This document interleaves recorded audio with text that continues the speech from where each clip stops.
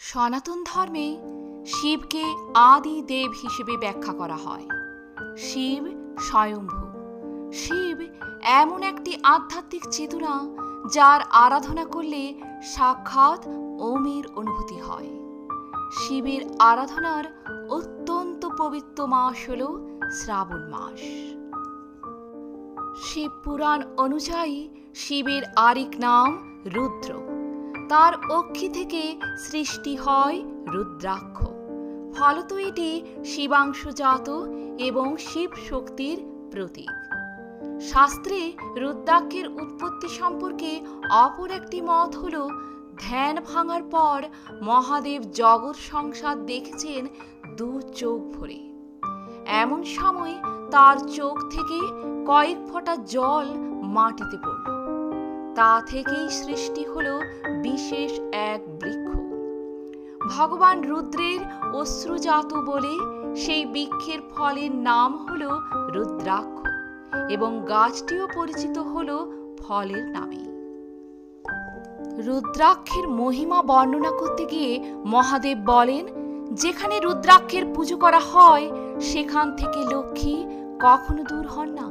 আবার যে জাতক রুদ্রাক্ষ ধারণ করেন তাদের সমস্ত মনস্কামনা পূর্ণ হয়। শিব পুরাণে 14 ধরনের রুদ্রাক্ষের বর্ণনা করেছেন। রুদ্রাক্ষের প্রকারভেদ ও শুভ শক্তির বর্ণনাও পাওয়া যায় এখানে। রুদ্রাক্ষ ধারণ করার জন্য শ্রাবণ মাস অত্যন্ত শুভ। কাদের কোন ধরনের রুদ্রাক্ষ ধারণ করা উচিত জেনে নিন। প্রথমেই আসব একমুখী রুদ্রাক্ষ।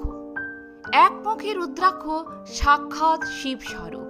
এটি পরম তত্ত্ব তথা অদ্বৈত তত্ত্বকে প্রকাশ করে। রুদ্রাক্ষটি অতি বিরল হলেও পাওয়া যায়। ধারণ করলে সব কাজ সিদ্ধি, সদ্গুরু লাভ, আধ্যাত্মিক উন্নতি, লক্ষ্মী দেবীর কৃপালাভ, মরণের পর আত্মার মুক্তি হয়। ওম রিং নমঃ মন্ত্র জপ করে একমুখী রুদ্রাক্ষ ধারণ করা উচিত। এরপর আসব দ্বিমুখী রুদ্রাক্ষ।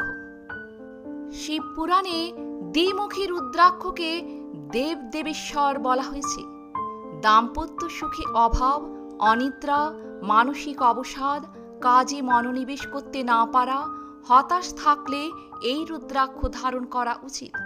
শিব পুরাণে ওম নমঃ মন্ত্র জপ করে এই রুদ্রাক্ষ ধারণ করার কথা উল্লেখিত হয়েছে। এরপর আসব ত্রিমুখী রুদ্রাক্ষ। সাক্ষাৎ সাধনের ফল প্রদান করে ত্রিমুখী রুদ্রাক্ষ। শিব পুরাণ অনুযায়ী এই রুদ্রাক্ষের প্রভাবে সমস্ত বিদ্যা প্রতিষ্ঠিত হয়। এটি সরস্বতীর দেব তত্ত্ব। প্রতিযোগিতামূলক পরীক্ষায় অংশগ্রহণ করে থাকলে বা সন্তানের বৈদিক ক্ষমতার বিকাশ ঘটাতে চাইলে এই রুদ্রাক্ষ ধারণ করা উচিত।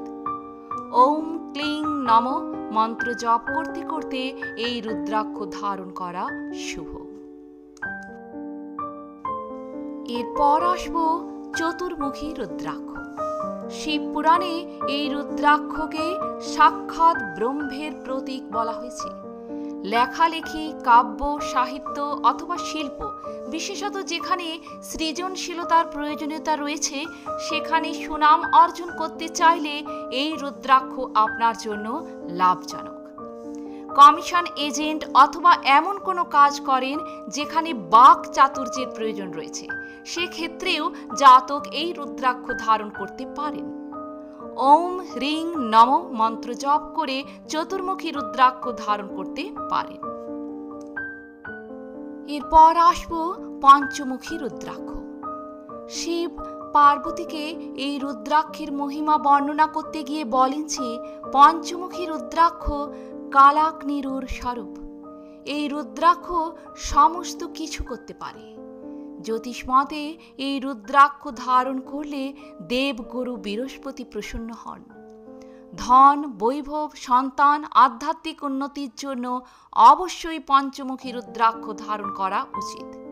অন্যদিকে লিভারের সমস্যা অথবা স্থূলতার কারণে চিন্তিত থাকলে এই রুদ্রাক্ষ আপনার জন্য লাভজনক। ওম হ্রিং নম মন্ত্র জপ করে এই রুদ্রাক্ষ ধারণ করবেন। এরপর আসব ছয়মুখী রুদ্রাক্ষ। এই রুদ্রাক্ষ কার্তিকেয়র স্বরূপ। এই রুদ্রাক্ষ ধারণ করলে শুক্র সন্তুষ্ট হন। বিশেষ পরিকল্পনা, বিশেষ কাজ অথবা ভৌতিক সুখ সাধনের বৃদ্ধির জন্য বিবাহ না হলে অথবা আতর, ফুল, সৌন্দর্যের গহনার ব্যবসা করে থাকলে, গান, সঙ্গীত, বাদন, নৃত্য রুচি থাকলে এই রুদ্রাক্ষ ধারণ করা অত্যন্ত শুভ। শিব পুরাণ অনুযায়ী এই রুদ্রাক্ষ ধারণ করলে মনুষ্য সমস্ত পাপ থেকে মুক্ত হন।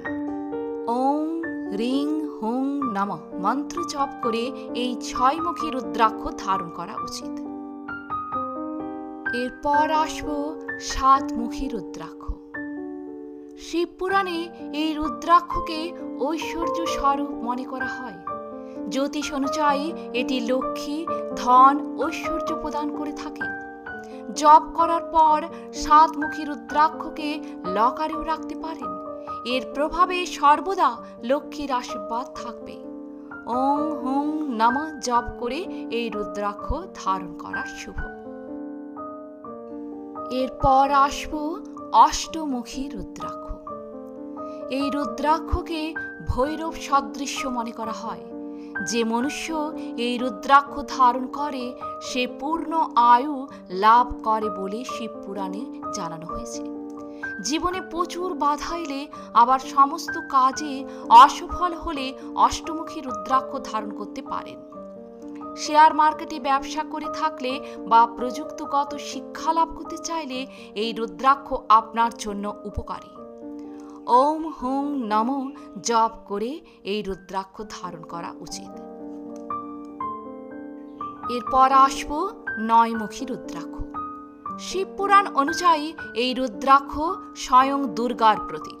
শিবরাত্রি ও নবরাত্রির দিনে এই রুদ্রাক্ষের পুজো করলে জাতকের সমস্ত কষ্ট দূর হয়। নিজেকে দুর্বল মনে করলে অথবা কোনো বিশিষ্ট কাজ করার জন্য কাঙ্ক্ষিত মনের জোর না পেলে এই রুদ্রাক্ষ ধারণ করা উচিত। আবার গোপন বিদ্যা লাভ করতে চাইলেও এই রুদ্রাক্ষ কার্যকরী। ওম হ্রিং হুং নমঃ মন্ত্র জপ করে নয়মুখী রুদ্রাক্ষ ধারণ করবেন। এরপর আসব দশমুখী রুদ্রাক্ষ। এই রুদ্রাক্ষ বিষ্ণুর প্রতীক। শিব পুরাণে শিব পার্বতীকে জানান যে এই রুদ্রাক্ষ ধারণ করলে ব্যক্তির সমস্ত মনস্কামনা পূর্ণ হয়। এই রুদ্রাক্ষের প্রভাবে দেবগুরু বৃহস্পতি প্রসন্ন হন। ভাগ্য সঙ্গ না দিলে, স্বাস্থ্য সমস্যা দেখা দিলে, বড় ভাইয়ের সঙ্গ সম্পর্ক ভালো না থাকলে, শিক্ষা গ্রহণে সমস্যা ও সন্তান লাভে বাধা দেখা দিলে দশমুখী রুদ্রাক্ষ ধারণ করা উচিত। ওম হ্রিং নমঃ মন্ত্র জপ করে এই রুদ্রাক্ষ ধারণ করা অত্যন্ত শুভ। এরপর আসব 11মুখী রুদ্রাক্ষ। রুদ্র স্বরূপ এই রুদ্রাক্ষ। একে ধারণ করলে ব্যক্তি সর্বত্র জয়ী হয়। ভাগ্য বৃদ্ধি, সম্মান লাভের জন্য ওম হ্রিং হুং নমঃ মন্ত্র জপ করে এই রুদ্রাক্ষ ধারণ করা উচিত। এরপর আসব 12মুখী রুদ্রাক্ষ। শিব পুরাণ অনুযায়ী 12মুখী রুদ্রাক্ষ ধারণ করলে মস্তকে 12 আদিত্য বিরাজ করেন। সরকারি চাকরিজীবী হলে অধীনস্থ কর্মচারীরা আপনার নিয়ন্ত্রণে না থাকলে, নিজের মনে শক্তির অভাব অনুভব করলে অথবা হৃদয় সংক্রান্ত কোনো কঠিন পরিস্থিতির মুখে পড়লে, বাবার সঙ্গে সম্পর্ক ভালো না থাকলে এই রুদ্রাক্ষ আপনার পক্ষে উপকারী। এরপর আসব 13মুখী রুদ্রাক্ষ। বিশ্ব দেবীদের স্বরূপ এই 13মুখী রুদ্রাক্ষ। এই রুদ্রাক্ষ ধারণ করলে ব্যক্তি সৌভাগ্য ও মঙ্গল লাভ করে। মহালক্ষ্মীর আশীর্বাদ লাভের জন্য এই রুদ্রাক্ষ অত্যন্ত লাভজনক। ওম হ্রিং নমঃ জপ করে এই রুদ্রাক্ষ পরা উচিত। সর্বশেষ যে রুদ্রাক্ষটির কথা বলবো সেটি হলো 14মুখী রুদ্রাক্ষ। এই রুদ্রাক্ষ পরম শিব স্বরূপ। শিব পুরাণ অনুযায়ী যে ব্যক্তি ভক্তি ভরে এই রুদ্রাক্ষকে মস্তিষ্কে ধারণ করেন তার সমস্ত পাপ থেকে মুক্তি লাভ করেন। শনি দ্বারা পীড়িত হলে, কষ্টে থাকলে অথবা বারবার হাসপাতালে যাওয়া আসা করতে হলে 14মুখী রুদ্রাক্ষ ধারণ করা উচিত। ওম নমঃ মন্ত্র জপ করে এই রুদ্রাক্ষ ধারণ করবেন। 15 থেকে 21মুখী রুদ্রাক্ষ খুব দুষ্প্রাপ্য ও মহামূল্যবান। এছাড়াও আরও কয়েকটি দুষ্প্রাপ্য রুদ্রাক্ষ আছে, যেমন গৌরী শঙ্কর রুদ্রাক্ষ, ত্রিজুটি রুদ্রাক্ষ, গণেশ রুদ্রাক্ষ, গর্ভগৌরী রুদ্রাক্ষ প্রভৃতি।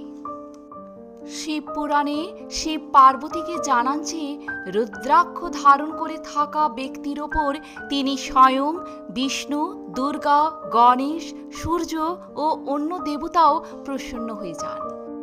শ্রাবণ মাসে রুদ্রাক্ষ ধারণ করা অত্যন্ত শুভ এবং মঙ্গলকারী।